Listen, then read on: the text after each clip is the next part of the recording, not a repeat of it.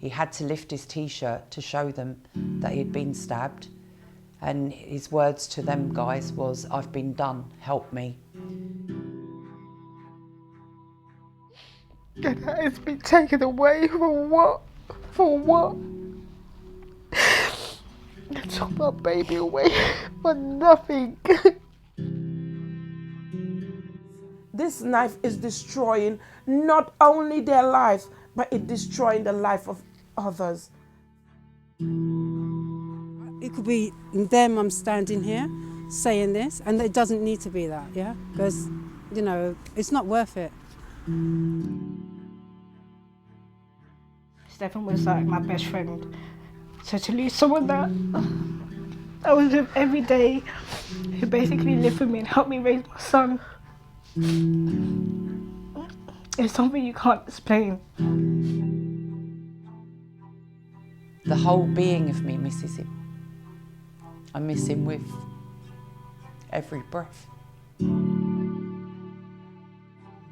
There's that waking up the next morning and realising this is real, this is my reality.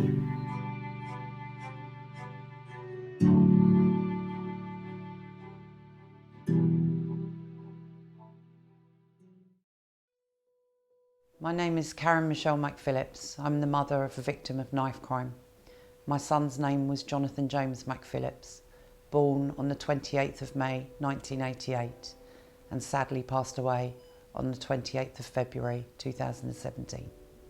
Jonathan was outside the town hall in Islington on the 24th of February. He witnessed 6 guys come up from the side street of the town hall waving machetes, and they surrounded a car.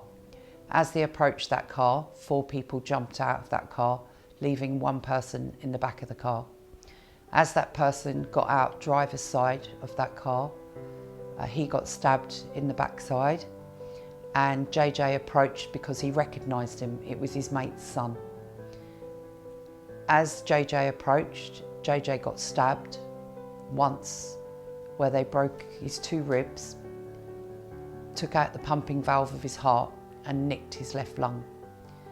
JJ then ran for his life. He ran 270 steps because we measured it, running up Upper Street towards Amelia Street, obviously trying to get home.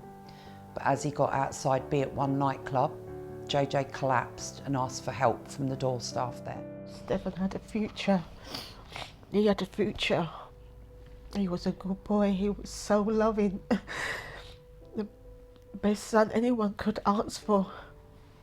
He was so happy, you know, when you get teenagers, they're so miserable. But Stefan wasn't like that. He was always happy, always smiling. And Stefan's a person that smiled with his teeth. Everybody knew Stefan for his big smile. For someone to be so loving and so generous. Well, he went to a party on the night he died, the morning he died. He doesn't normally go partying. On this occasion he went to a party and he went alone without friends. Someone said he had a little bit of an argument inside the centre, and it was nothing. And he met up with people that he knew from the past, but he thought he was okay with them, but it seems like he wasn't. He was asking his friend to take him home, so he was waiting to get a lift home, and they kept him waiting until he got attacked. It was almost a death of circumstance.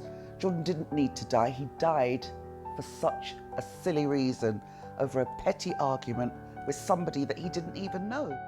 Father of Lauren Walton Harry, who was killed as a consequence of knife crime in Crouch End around, I think it was the 5th of September in the year 2002. Now, for some people that may seem a long time ago, but unless you go through it, then you would know. And you know, the problem isn't the crime of itself, it's the repercussions of the crime.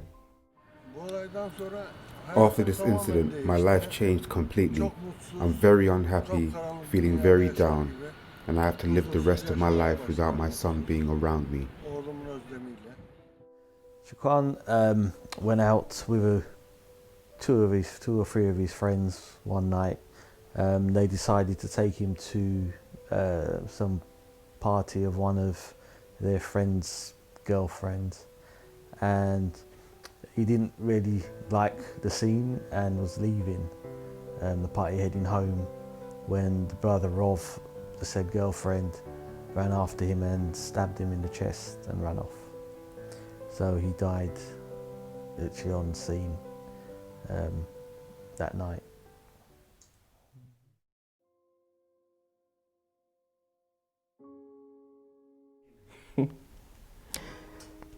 Of course you miss the presents more than anything. Phoning me up and asking me for money. He would phone me up and go, "You all right, Mum?" And I always knew if he said Mum, it was Mum, I need some money. It's them little phone calls, the little texts, and just having his sense of humour around. I remember everything since he was born. I miss him a lot. And living without him is like hell. Shaquan and myself would sit down and eat that, and he would say to me, "Mommy, could you put pepper in it?" And he would sit down and you'd see the his nose running, and he would sit down, and it could be 10, 11 o'clock in the night. We would sit down and eat that at the table, whereas Chantel and Andre wouldn't eat it. They would say things like, "Mommy, these things have so much bones in it, too many bones in it." But with Shaquan, he would sit down, crack the bones like me, and I'd say, "No, look at your nose running," and he would just laugh. And he'd turn around and look at me and say, "Mommy, you don't know how nice that food is." The way he speaks to me, Mumsy, his hug, lots of things. His smile, his style, because he was very handsome. Everything, I miss everything about him. Shaquan was a comical character, so he made you laugh. He had jokes, so he was sort of the life of the party. So you knew when he was around because everybody be laughing. So that's the sort of thing you miss with him. He's the jolly character of the bunch, you could say. The whole being of me misses him. I miss him with every breath.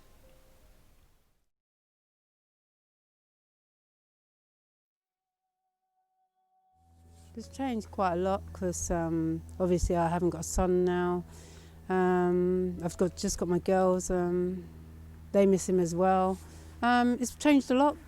You think that you're the only side of the family that's suffering, but the victim suffers. You suffer as the parents, the family suffers, and the other side suffers as well. It's not just one side, it's both sides that suffer. My daughter is a consequence of him dying. She went from someone who was given a scholarship to go to study fashion in Italy to someone who tried to kill herself 3 times. Me personally, my life has never been the same. My hair went grey practically overnight. My hair started, I had shoulder length hair. It was falling out, so I had to cut it. I have health issues as it is, and it's made my health issues worse. I'm seeing a psychiatrist. I have panic attacks. I'm physically and mentally, I am just a shadow of myself. My mother aged overnight because JJ was one of her favourite grandchildren, because I'm the eldest child, so I'm the eldest one having an elder child. My dad died last year, and his dying words to me was, "Don't stand by my bed watching me die. Go and find your son's murderers."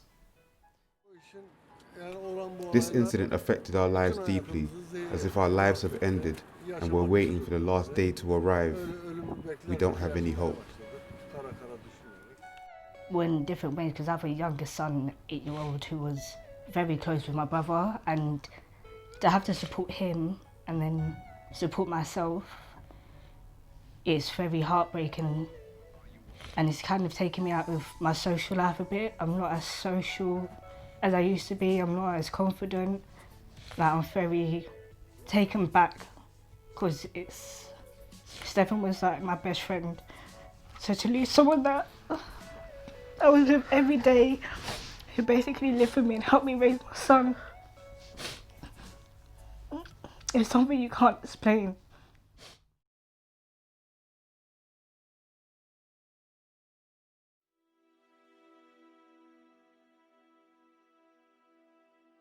My message to you is that you don't need to carry a knife. It's a dangerous weapon, yeah? My son died through getting stabbed in his heart. Like, the stab wounds were quite a lot. It's not worth it. You're actually missing out on life.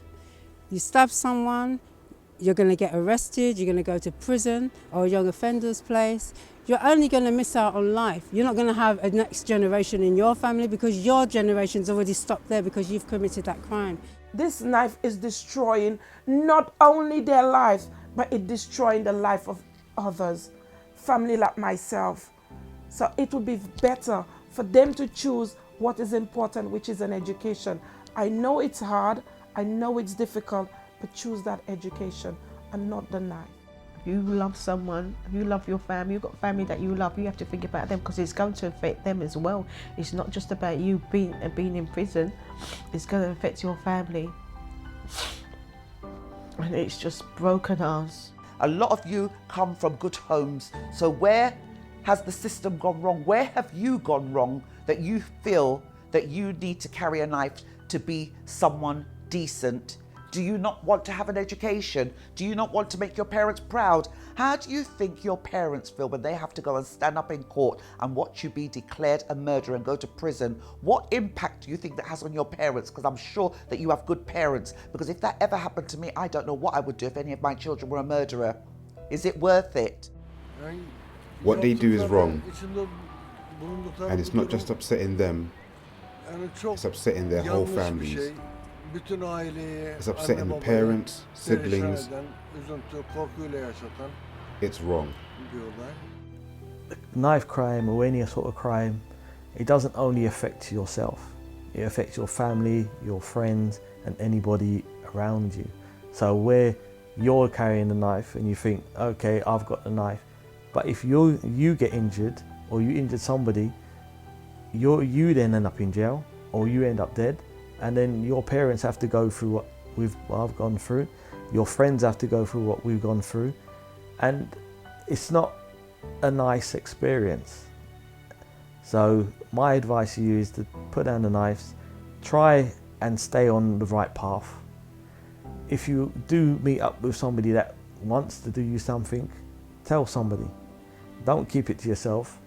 Tell somebody and try and get some help. So supposing you're lucky you don't get killed, but you end up in prison. What's happening to your life after then? Is that what you want for your life? I'm sure not. Everybody wants to have all the nicer things in life. You cannot have that if you're in a prison. You cannot have that if you're dead.